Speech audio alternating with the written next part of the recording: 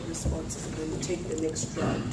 Okay, so can I respond to your submissions, because I wanted to directly respond. I was actually thinking about this coming here because I thought that it was going to be one of the coming questions. How do we even start to decolonize science? Because science is true because it is science, and what can you do?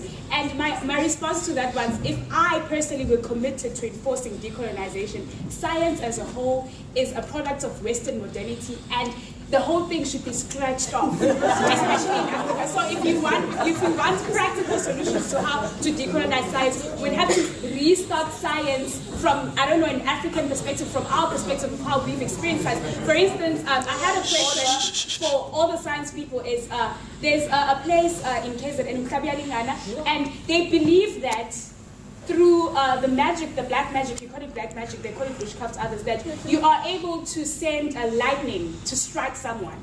So can you explain that scientifically? Because it is something that happens if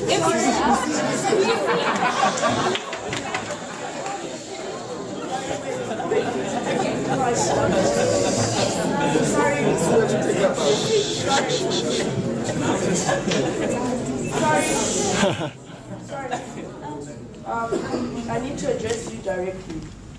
When we started this, we agreed on certain house rules. Okay. And by you doing that, you're disrespecting the sacredness of the space. And so I'd like to ask you to first please apologize to the panel directly. And then number two, understand the rules that we went by in this space.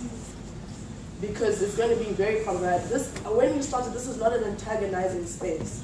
And so what you're trying to do is collapse the space and make it antagonizing, which we will not allow. This is a progressive space for people to say their opinions. And we have noted how those opinions are going to be laid out.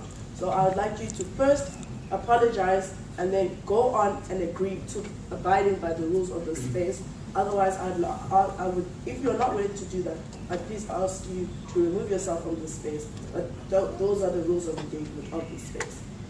Okay, I'm very sorry to the panel. Okay, and you agree to abide by the rules of this space.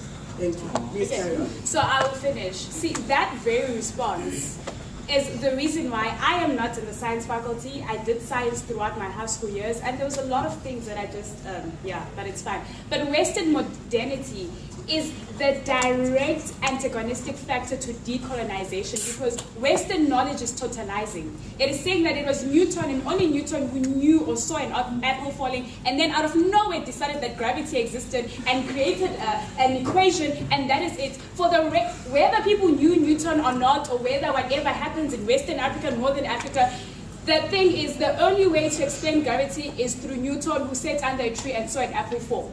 So Western modernity is the problem that decolonization directly deals with, to say that we are going to decolonize by having knowledge that is produced by us, that speaks to us, and that is able to accommodate knowledge from our perspective. So if you're saying that you disagree with her approach, it means that you are vested in the Western and Eurocentric way of understanding, which means you yourself still need to go back internally, decolonize your mind, come back and say, how can I relook at what I've been studying all these years? Because Western knowledge is very pathetic, to say the least. I, from a decolonized perspective, believe we can do more as new knowledge producers, as people who are given the ability to reason or whatever is that people say we do when we think or rationalize. So decolonizing the science would mean doing away with it entirely and starting all over again to deal with how we respond to the environment and how we understand it. Thank you. Okay, another response to it.